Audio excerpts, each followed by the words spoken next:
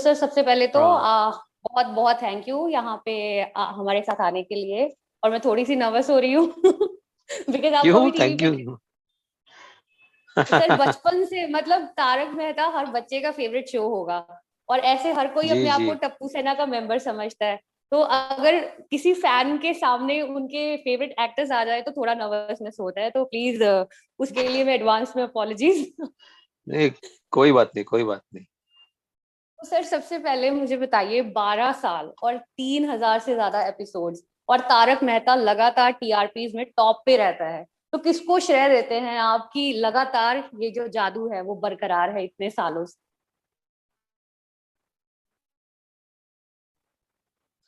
बात तो अभी 13वां साल खत्म होगा। और हम्म। इसका श्रेय तो ऑब्वियसली ऑडियंस को ही जाता है, क्योंकि ऑडियंस ने इतना प्यार दिया है शुरू से। हालांकि ये कोई अलग कॉन्सेप्ट नहीं था, ऐसे भी कॉन्सेप्ट पहले आ चुके थे, लेकिन ये जिस वक्त आया वो शायद अप्रोप्रिएट टाइम था, क्योंकि काफी सारे सास बहू के सीरियल्स उस वक्त चल रहे थे। तो लोगों को कुछ हल्का फुल्का मनोरंजन जो चाहिए था। और बहुत ही सबसे मेन बात, इसके एक्टर्स जो आपको कहीं पहले देखने को नहीं मिले थे, तो एक फ्रेश एक्टर्स और जेन्युइन कास्टिंग, जैसे महाराष्ट्रियन महाराष्ट्रियन है, पंजाबी पंजाबी है, गुजराती गुजराती है, बंगाली बंगाली है। तो इस तरह से जो कास्टिंग किया गया था, जिसकी वजह से शो में और ऑथेंटिसिटी आई, कि नहीं तो मतलब कोई भी फेक नहीं था, जो था वो ओरिजिनल था, अपने अपने कास्ट राइट। को रिप्रेजेंट कर रहा था। और जैसे हमारे यूनिवर्सिटी विविधता में एकता जैसे बोलते हैं, यूनिटी इन डाइवर्सिटी। सो वो एक चीज इस सीरियल के माध्यम से लोगों को पहुंची, काफी इंडियन कल्चर जो रिप्रेजेंट किया कर रहा है अभी भी। और मनोरंजन के साथ साथ हमेशा कोई ना कोई एक अच्छा सा मैसेज, जो इस शो की खासियत है, तो वो ऑब्वियसली दिस, ये सब रीजंस है। बिटवीन द लाइन ह्यूमर है, जो हम लोग मिस कर जाते हैं, इसको हम लोग हाईलाइट करते हैं। तो ये सारी चीजें है ही, जिसकी वजह से तारक मेहता एक अच्छा शो बना। तो सर जैसे आपने बोला कि एक सोशल मैसेज आता है, तो हर बार हम देखते हैं किसी नए मुद्दे को आप लोग लेके आते हो, बहुत ही ह्यूमरस जी वे में दिखाते हैं और एंड में एक बहुत प्यारा सा सोशल मैसेज निकल के आता है, शायद जिसके कारण रूरल ऑडियंस भी तारक मेहता से बहुत रिलेट करती है। तो जब आज से 13 साल जी। पहले ये शो शुरू हुआ था, इसी कॉन्सेप्ट के साथ शुरू हुआ था कि हमें सोशल मैसेज भी देना है और एपिसोड के साथ ही, या ये बाद में आया? नहीं, ऐसा मेरे ख्याल से ये जो है तारक मेहता का उल्टा चश्मा, ये दुनिया ना उंधा चश्मा करके गुजराती सीरीज तारक भाई लिखते थे, गुजराती ऑथर।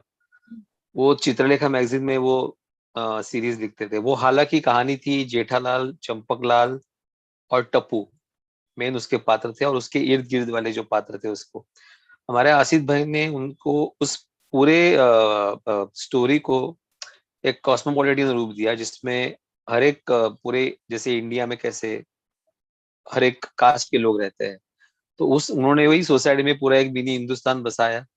और एक प्रॉब्लम को कोई कैसे डील करे, कोई कैसे रिएक्ट करे, हर एक आदमी कैसे रिएक्ट करे, वो उनको दिखाया बस। और ऑटोमेटिकली जब कोई कहानी खत्म होती थी, उसके पीछे एक मैसेज तो आता ही था कि भाई अगर ऐसा प्रॉब्लम आए तो आपको ऐसा करना चाहिए।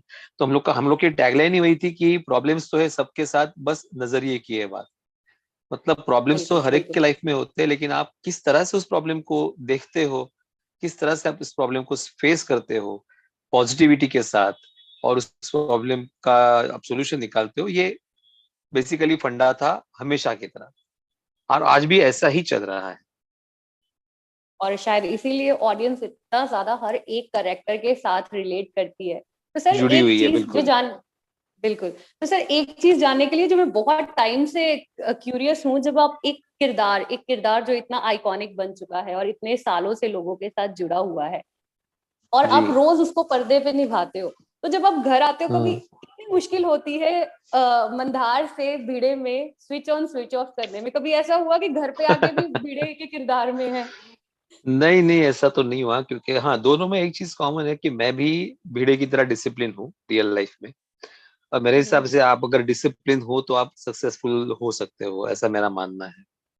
बिल्कुल। तो बस भेड़े की तरह कंजूस नहीं हूँ, और भेड़े भी कंजूस नहीं है बेसिकली।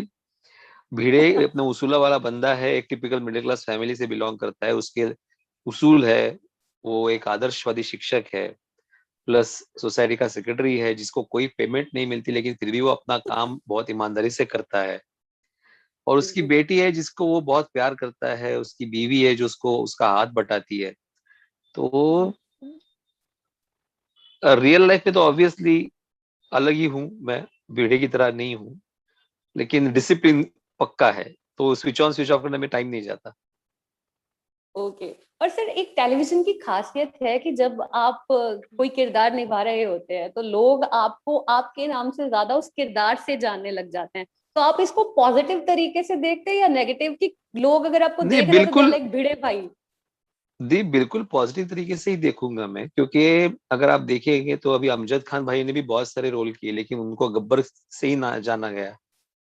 बिल्कुल। कुछ कुछ किरदार ऐसे होते हैं जो छाप छोड़ जाते हैं, भले आप बाद में कितने भी काम करो, लेकिन उसमें कोई गलत बात नहीं है, बिकॉज सी अल्टीमेटली आपको लोग जान रहे हैं एक नाम से, तो वो बहुत बहुत बड़ी बात है। तो सर अगला सवाल मेरा ये है कि हम देखते हैं तारक मेहता के उल्टे चश्मा में जितने आप डिसिप्लिन्ड है, जेठालाल जी उतने ही ज्यादा घूमे रहते हैं और वो बहुत उनका अलग तरीके का किरदार है। तो आप लोगों की नोकझोंक चलती रहती है जो ऑडियंस को हमें बहुत ज्यादा पसंद आती है। तो ये रियल लाइफ में भी आपकी नोकझोंक चलती रहती है या कैसी बॉन्डिंग है जेठालाल जी के साथ, हमें नहीं बताइए। नहीं नहीं, रियल लाइफ में मैं उनको अपना बेसिकली बहुत एक वेलविशर, अपना गाइड मानता हूँ, अपना सीनियर कलाकार है वो मेरे, और मैं उनसे काफी कुछ सीखा है, मैं उनसे काफी कुछ सीख रहा हूँ अभी भी। And he is a very good actor, तो अच्छे है ही, रिएक्टर अच्छे है ही, लेकिन उससे भी ज्यादा बहुत अच्छे ह्यूमन बीइंग है वो। तो हम लोग रियल लाइफ में इतने अच्छे से जेल होते हैं, जिसकी वजह से हम ऑन स्क्रीन भी अच्छे से जेल होते हैं, क्योंकि एक एक्टर को सामने वाला, अगर सामने वाला अच्छा रिएक्टर हो तो और ज्यादा मजा आता है। तो हम दोनों में वही बात ज्यादा कॉमन है कि वो भी अच्छे रिएक्टर है, मैं भी अच्छा रिएक्टर हूँ। अगर मुझे अच्छी रिएक्शन मिल रही हो तो मेरे से अच्छा एक्शन होता है, जो मेरे से अगर अच्छी एक्शन मिलती है तो मैं अच्छा रिएक्ट करता हूँ, सेम। हम्म। तो सेट्स पे सबसे ज्यादा शरारती कौन है, कौन सबसे ज्यादा प्रैंक्स करता है सबके साथ? शरारती प्रैंक्स तो ज्यादा कोई करता नहीं क्योंकि सब काम में रहते हैं, लेकिन शरारती सबसे ज्यादा चंपक है। अच्छा।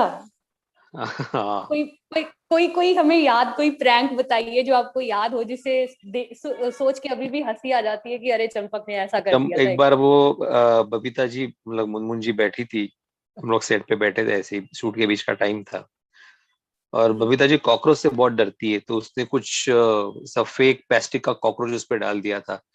तो अरे पूरा अरे। बबीता उसको सेट पे पूरा मारने दौड़ी थी, और भी वो घूम रहा था यहाँ वहां, तो वो बहुत दृश्य बहुत अच्छा था, वो चंपक अपने गेटअप में और बबीता जी उसको पीछे मारने दौड़ रही है, वो एक अलग ही दृश्य था।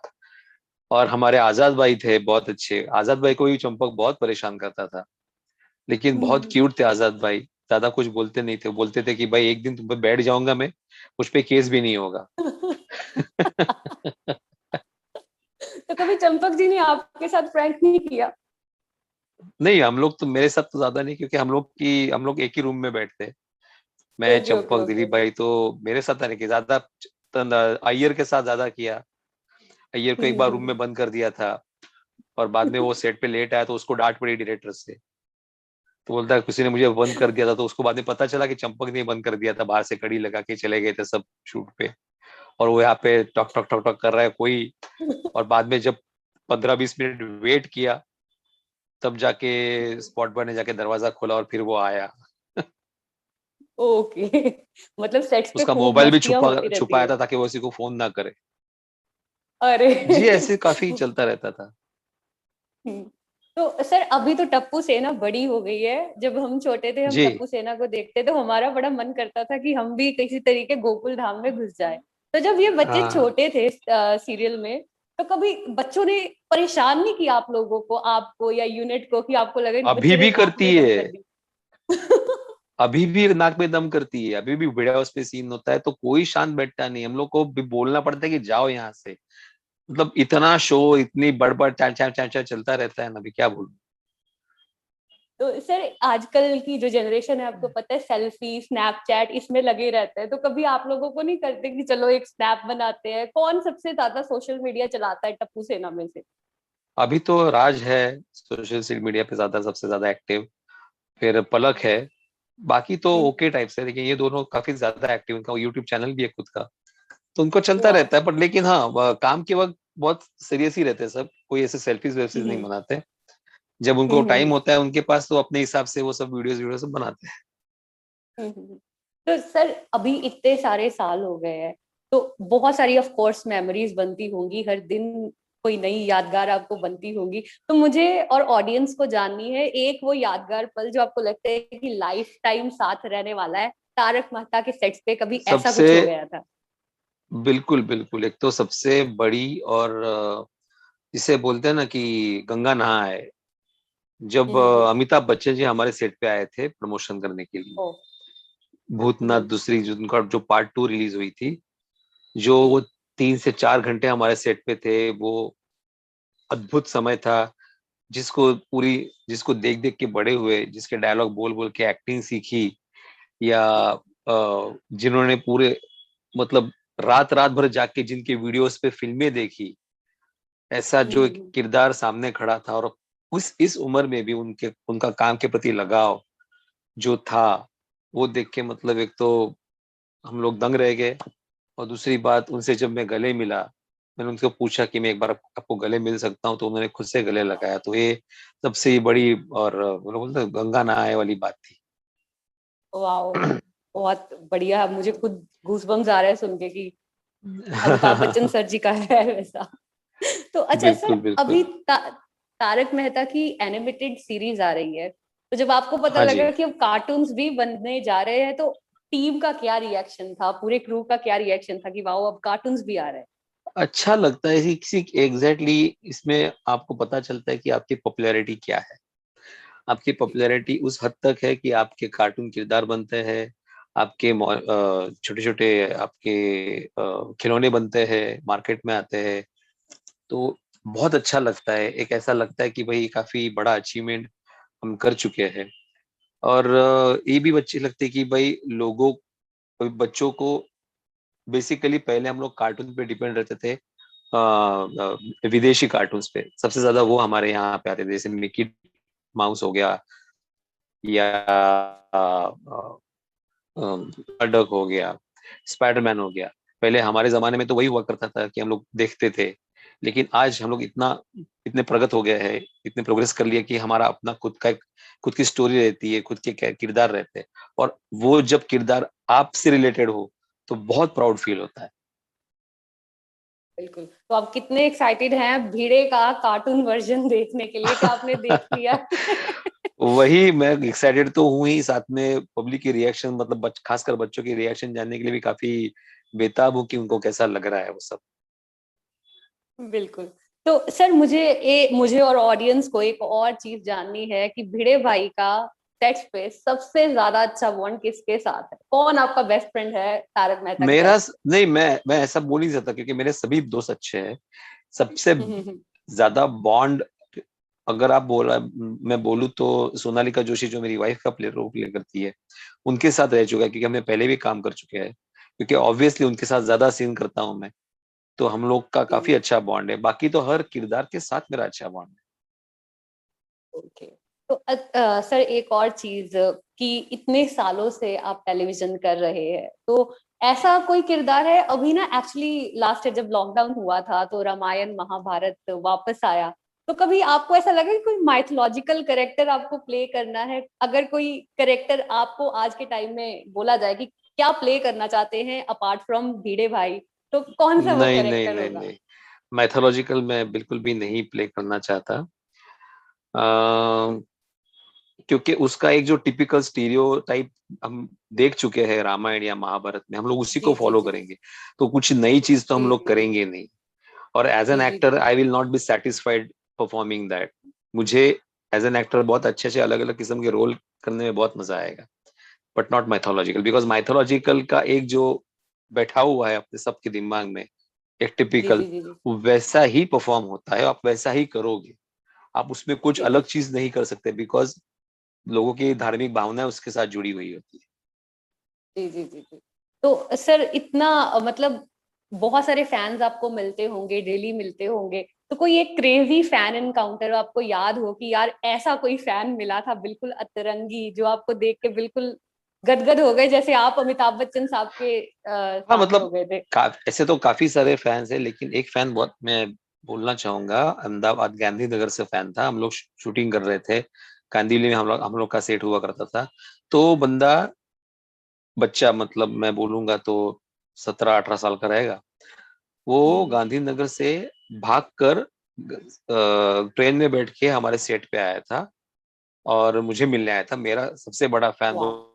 बोलता था कि मैं आपका बहुत बड़ा फैन हूं करके। तो मुझे जब हकीकत पता चली तो मुझे बहुत विचित्र भी लगा, और मैंने इमीडिएटली उसके घर वालों को फोन लगाया कि ये पहुंच गए यहाँ पे, सुरक्षित है, क्योंकि उसके घर वाले चिंता कर रहे थे। तो उनसे मेरी बात हुई और मैंने उससे बोला कि तुम क्या करते हो, तो बोला मैं डॉक्टरी पढ़ रहा हूँ। तो बोला अगर तुम मेरे वाकई फैन हो तो तुम अभी ये सब जो तुमने किया वो बिना किए अपने स्टडी पे कॉन्सेंट्रेट करोगे और एक अच्छा सा डॉक्टर बन के मुझे दिखाओगे। तो कट टू 2-3 साल बाद जब मैं अहमदाबाद गया तो वो मुझे मिलने आया, वो डॉक्टर बन चुका था, अभी वो अच्छे से प्रैक्टिस कर रहा है, तो वो बहुत बड़ी बात है मेरे लिए। Wow, that was great. अच्छा, एक लास्ट सवाल ये है कि जब तारक मेहता शुरू हुआ था सर, उस टाइम पे सोशल मीडिया नहीं था, और अब सोशल मीडिया आ गया है। रिसेंटली आपका अकाउंट, आपने सोशल मीडिया पे आप काफी एक्टिव हुए हैं, आपका अकाउंट वेरीफाई हुआ है, तो कैसी हाँ चीजें जी। आपको लगता है बदली हैं सोशल मीडिया के आने से? 13 साल पहले कैसा था और सोशल अब मीडिया के कैसा आने लगता है? से मेरे हिसाब से हम लोगों को एक तो बहुत फ्रीडम मिल गया है, फ्रीडम ऑफ स्पीच मिल गया है, जिसके प्रोज है कॉन्स भी है, दोनों है अभी। लेकिन एक बात तो हाँ, ये मैं कह सकता हूँ कि हम लोग हमारे फैंस के बहुत नजदीक पहुंच गए हैं। मतलब हम लोग एक्चुअली 1-to-1 बेसिस पे सोशल मीडिया की वजह से आ गए हैं। तो सर, उन्हीं फैंस के लिए जाने से पहले एक मैसेज दे दीजिए आप प्लीज। क्या मैं बोलना चाहते मैसेज तो ऑब्वियसली कोई बड़ा आदमी तो हूं नहीं ऐसे कि मैं आपको मैसेज वैसेज दूं। लेकिन हाँ, एक बात मैं अपने लाइफ में फॉलो करता हूँ, वो एक है कि एक तो आप डिसिप्लिन रहो अपने काम के प्रति, अपने लाइफ के प्रति। और प्रॉब्लम्स तो आने हैं ऑब्वियसली, लेकिन उस प्रॉब्लम में आपको किस तरह से आपकी सोच रखनी है। जो तारक मेहता में हम लोग देते हैं कि प्रॉब्लम्स तो है सबके साथ, बस नजरिए की ये बात। बस हमेशा अपना नजरिया पॉजिटिव रखना है और हमेशा हंसते रहना है। सामने वाला कोई भी हो, छोटा हो बड़ा हो, सबका रिस्पेक्ट करना है, दैट्स इट। हैं? Thank you so much sir, आपने अपने बिजी स्केड्यूल में से इतना टाइम दिया हमें। Thank you so much. और आपसे थैंक यू बात मैम, करके थैंक मुझे यू सो बहुत मच। अच्छा लगा। Thank you Monika ma'am, thank you so much. Thank you sir, big fan. Thank you thank Monika, you. Thank you. Thank you.